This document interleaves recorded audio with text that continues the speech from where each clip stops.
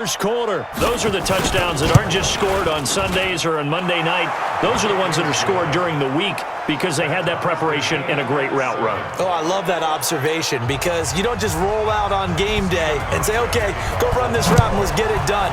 That means exactly what you said. The practice had to occur beforehand, which led to the timing, which led to the touchdown. The Titans offense now, they get set to head back out here. And on the last go-around, they really couldn't get anything going. They had to punt from deep inside their own territory, which means they're going to lose the field position battle as a general rule. What they're looking for now is a little more consistency. And now look at this. Big gain, but a fumble. And the defense not able to get it. From a defensive perspective, what's that moment like when you realize the ball is loose? It is a moment where all concentration goes right to the football. This is something you've talked about in all your preparation for the game. And you probably talked about since training camp. Knock the ball free, take it away from the other team, and now you have that chance. There's a little bit of deflation when they end up recovering it. They knocked it free, but couldn't take it away. Nothing fancy on first down, but a very consistent type of a play. Hit that slant. A lot of people call it an extension of the running game, and it can be if that pass is completed, because you hit a guy on the run like that, he often can go for big yardage. Sets him up nicely for second down, staying ahead of schedule. They'll get 3 as the drive continues. It's a first down. Play action. It's Tannehill. It's caught. Humphries. And all the way inside the 15 before they drop it. A really nice gain of 25 yards. Tannehill on the offense with a 1st and 10. And he's a perfect 5 for 5 here to begin the game. Here's Tannehill. Sets up the screen to Lewis. And he goes backwards here, losing yardage back to the 16. Got to give some credit there defensively. They snuffed out that screen early on first down. Really read it well, didn't they? Because they didn't bring the pressure that they expected. They covered all the passing lanes. So once you see it break down. And he's wrapped up, taken down, back at the 25. Ed Oliver in there to record the 2nd sack of his young NFL career. Needs something from deep in the bag of tricks here after 1st and 2nd down. Went backwards. It's 3rd and very long. And a big loss here as he's taken down. That sack by Tremaine Edmonds. 3rd and long, defense with no fear. They brought the pressure. Zero fear at all. That means they feel really good about the guys who are going to cover. But the biggest one is they think their pressure will get there before he has a chance to find an open receiver. And a nice special teams job here. This is going to be down inside the 10 at the 7-yard line.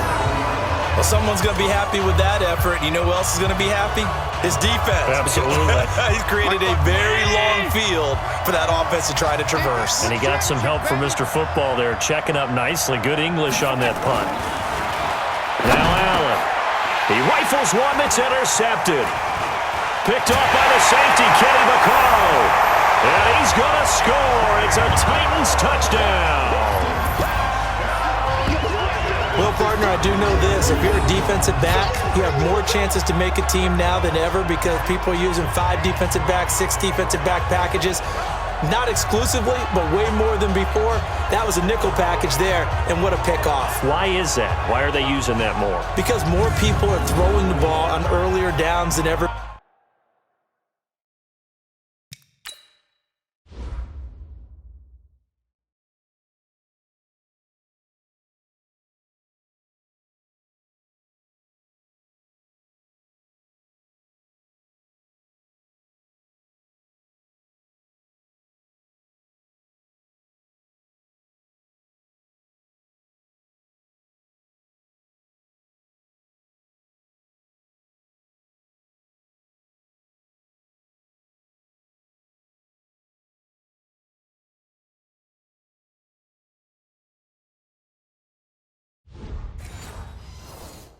Before. This has become a passing league, and because of that, more defensive backs on the field on most plays. Extra point up and good by Succa, and that makes the score 14-7. So the defense creating some points, not only getting the interception, but then returning it to the end zone for the pick six. So they throw the pick six. They'll get another shot at it now as this one's in the air. This is taken at the 3. And he'll get across the 20 before he's brought down at about the 23-yard line. Here's the Buffalo offense now as they get set to take over here. Allen and the Bills now with a 1st and 10 at their own 23. Throwing now is Allen. This will be caught by Brown. The completion good for 3, and it's 2nd down.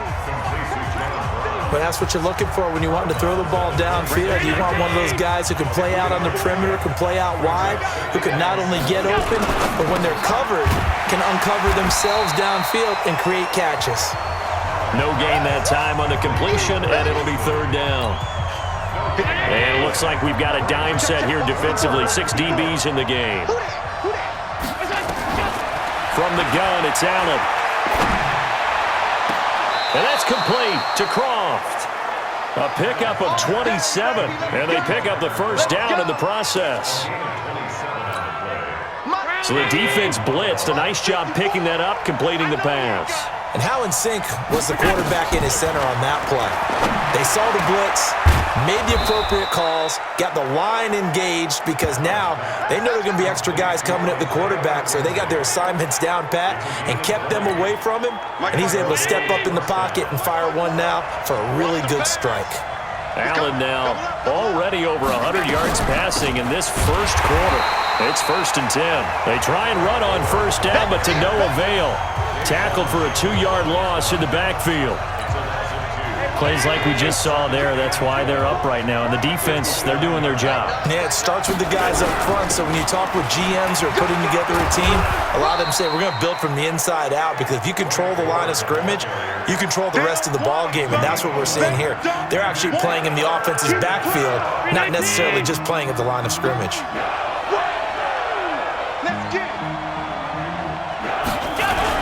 They'll try and pick up the 1st with Gore. And he gets the 1st down yardage before he's brought down just outside the 10 at the 11.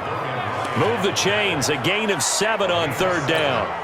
Getting the sense, Charles, they're going to put a big emphasis this afternoon on the run game. And why not? What we're seeing so far, working pretty well from them. And here's the best part.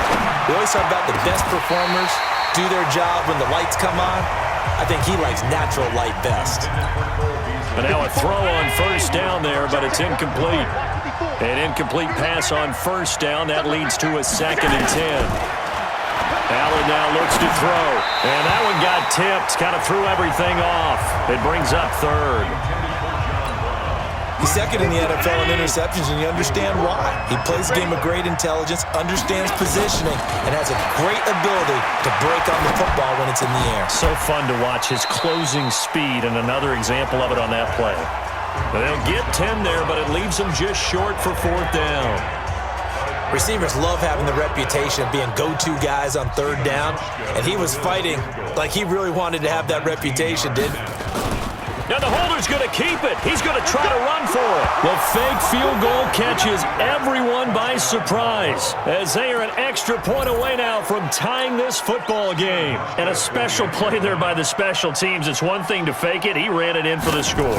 I think the special teams coach saw something on film in preparation for this game, told the head coach now's the time. He got the green light, and they worked it to perfection. Hauschka with the extra point, and we are tied at 14. This one tied at 14 now as he sends this one away. This is taken about 7 yards deep. And no run back here. This will be a touchback, and it comes out to the 25-yard line. And here comes Tennessee as they get set to take the field. And we have seen a lot on the scoreboard here in this quarter. So sometimes you talk to me about tendency breakers on offense. These defenses struggling. Are there tendency breakers on defense? All defensive coordinators keep something in their hip pocket for these types of situations. What can we do to slow down the onslaught? But the biggest thing is making sure these guys encourage each other, pick themselves up, because right now it's been a really tough ball game trying to stop these offenses. Oh, it really has, especially as of late. That'll set them back with a loss of 3 on the play. And just like that, it's 3rd down. A shotgun snap for Tannehill. He's going deep for Brown. It's caught inside the 25. A big play that time for the Titans. 49 yards. That's evidence of why you spend a high draft pick on a receiver, isn't it, Charles? It certainly is. His ability to make plays like that, and we've seen flashes of it from him so far in his rookie season. But also, it opens things up for the rest of the offense because they have to bring their attention to him as well. Officially no gain on the play, and it's second down. So if you've been playing defense in this one, there's a little bit of the good and some bad because they did give up the touchdown run to him earlier but shut him down otherwise. Outside of that, you're exactly right. I would say they've contained him very well. Ready. 10th carry now for Derrick Henry. And they corral him just a couple yards shy of the end zone. 18 yards there, and it'll be a first and goal. Boy, he does it at a high level, doesn't he? Because when I watch him, I think of his vision. Straight ahead, peripheral. Also has that sense of where holes are going to be before they actually open. I think that helps set him apart from many of the other backs in the league. Nothing doing there. They're going to wind up holding him at the 2. No gain there, and it's going to set up second and goal. Remember, as they try to run the ball down here, Charles, this is the number 2 rush defense in the league. So do you accept the challenge up front? Do you get your offensive line together, get your tight end in the ball game and say, I don't care that they're number 2. Let's go ahead and show them that we can run the ball anyway? Or do you do the best thing and throw the darn thing and try and get in the end zone? Maybe that's wiser. That's a really alert defense there because they saw the heavy look come in from the offense, countered it with extra linebackers who brought a little bit of speed and heft, and able to really make a... And it's caught in the end zone. Touchdown, Tennessee. A.J. Brown with touchdown number 7 on the year as his guys are able to regain the lead. And all of it, and oh, it's blocked. That's a live ball scooped up by the offense.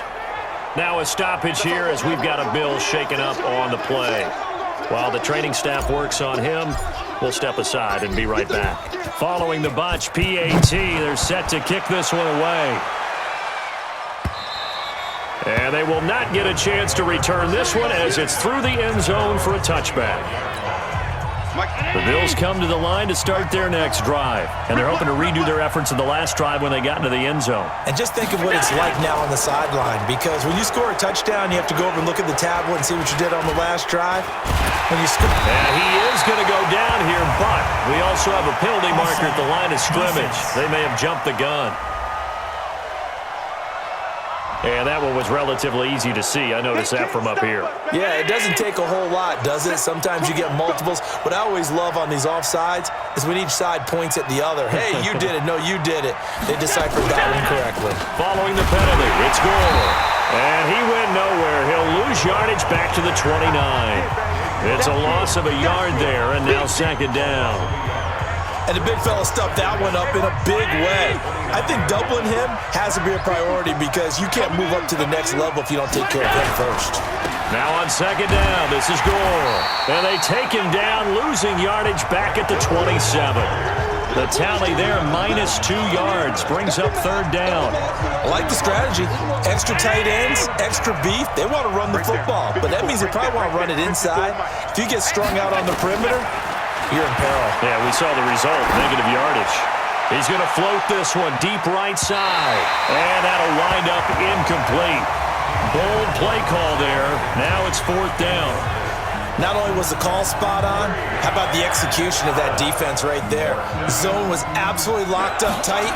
He was trying to force it in there on third down. But if there's a time to force it, he felt like he needed to make a play, right? Yeah, exactly right. Third down, you got to try and find something. There's nothing available there for him.